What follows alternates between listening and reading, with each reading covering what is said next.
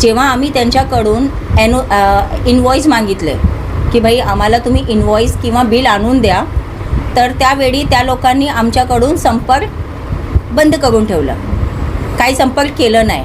आणि 3 वर्षानंतर 2026ला म्हणजे आमच्याकडून ते चेक ब्लँक घेऊन जायचे.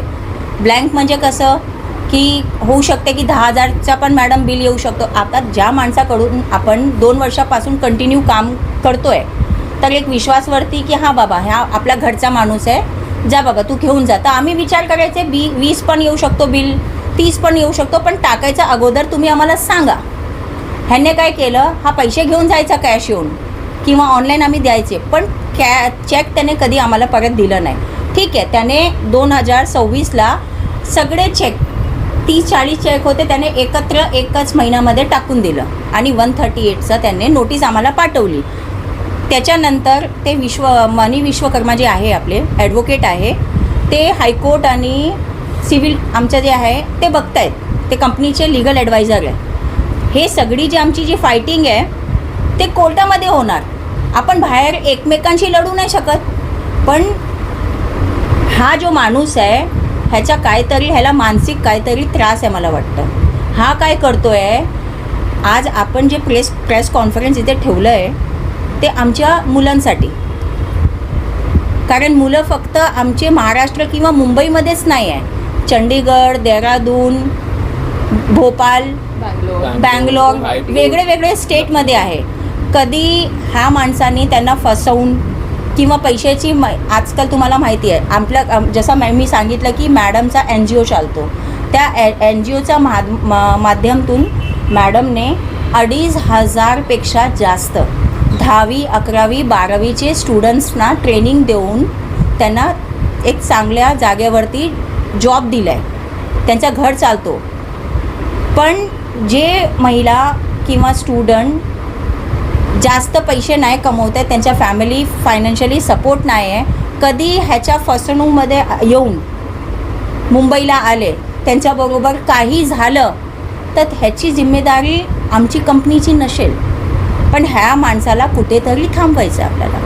नेमकं आपलं त्या माणसासोबत काय बिनसलं, कसं म्हणजे बिनसलं काय आपलं, म्हणजे काही एक पेपर वर्क वगैरे नाही झालं आमच्या, जोपर्यंत आमचे काम करत होता तोपर्यंत आम्ही त्याने काम नाही थांबवलं. आम्ही त्यांना सांगितलं की आता आम्हाला PR वगैरे नाही करायची आमची कंपनीला. हो, काय झालं हां, 2024मध्ये त्याने काही PRचं काम केलं, तो स्पॉटिफायमध्ये आणि वेगळ्याच प्लॅटफॉर्ममध्ये स्ट्राईक झाली.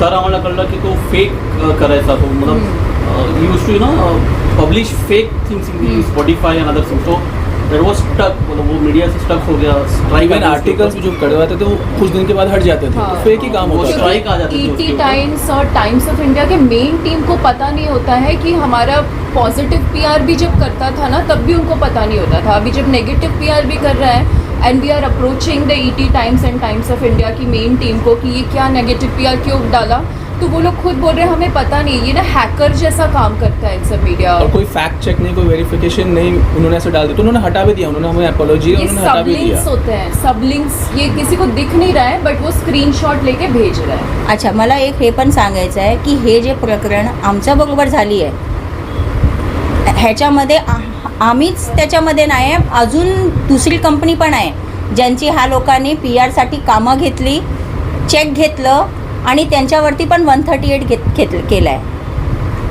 म्हणजे माझं म्हणणं हे आहे की हा कंपनीमध्ये तुमच्या प्रमोशनसाठी येईल, नंतर तुमच्याकडून सिक्युरिटी पर्पज चेक घेईल आणि नंतर जर तुम्ही त्याला पैसे नाही दिले किंवा तुम्ही त्यांचे कामं स्टॉप केली तर हा 138चा करून असा आमच्यासारखी भरपूर कंपनी आहे ज्याच्यावरती त्याने केस केलं आणि ते पण मी एव्हिडन्ससाठी अटॅचमेंट एक्झिबिट तुम्हाला देऊन ठेवलं आहे. आता नेमका आपला आरोप आयुष्यावरती काय आहे, काय आरोप आपण लावता?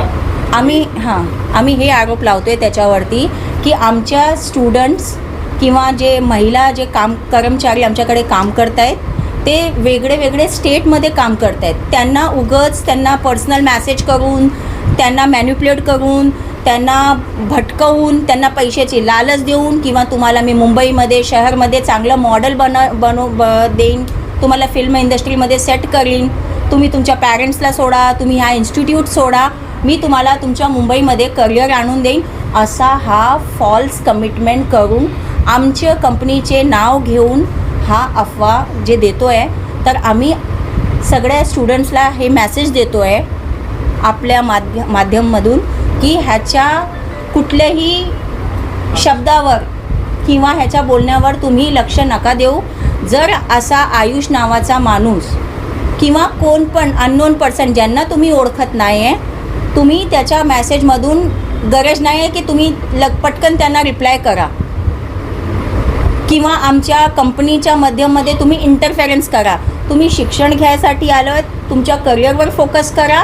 तुमच्या पॅरेंट्स लोकांना आमची रिक्वेस्ट आहे की तुमच्या मुलाची जी करिअर आहे ते आमच्या इन्स्टिट्यूटने केली पण आहे, अजून करतो पण आहे, पण तुम्ही या अफवामध्ये अजिबात लक्ष नका ठेवू. ज्या मुलांना त्यांनी कॉन्टॅक्ट केलेला आहे त्यांच्या पॅरेंट्सला तुम्ही सांगितलेलं आहात का, त्यांच्या पॅरेंट्सला इन्फॉर्म केलेलं आहात का, त्यांच्या पॅरेंट्सकडनं किंवा त्यांच्या कुटुंबाकडनं कायदेशीर कारवाई त्याच्यावरती करण्यात येणार आहे? हां, त्याच्यासाठी मी हे सांगते की भरपूर आमचे जेवढे स्टेटमध्ये इन्स्टिट्यूट आहे तिथून आमचे पॅरेंट्स आणि स्टुडंटने आम्हाला लिखितमध्ये रायटिंगमध्ये कंप्लेंट दिली आहे की त्याची पण कॉपी आम्ही देऊन ठेवलं आहे. पण ते गर्ल्स आहे तर आम्ही त्यांना समोर आणून त्यांच्या भविष्य आम्हाला हे नाही करायचं आहे, पण रायटिंगमध्ये आणि सगळं आम्ही दिलं आहे.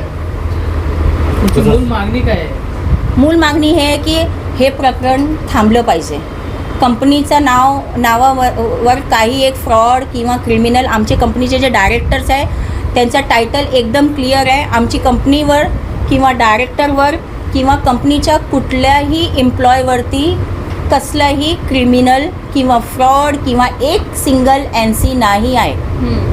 तर असं फ्रॉडमध्ये अजिबात आम्हाला टाकून छोटे छोटे जे न्यूज चॅनल आहे त्याच्या माध्यमाने आम्हाला म्हणजे आमची कंपनीला डॅमेज करायचा जे प्रयत्न करत आहेत ते आम्हाला थांबवायचं आहे आणि पोलीस आम्हाला सपोर्ट करेल. आम्हाला पूर्ण विश्वास आहे त्याच्यावर.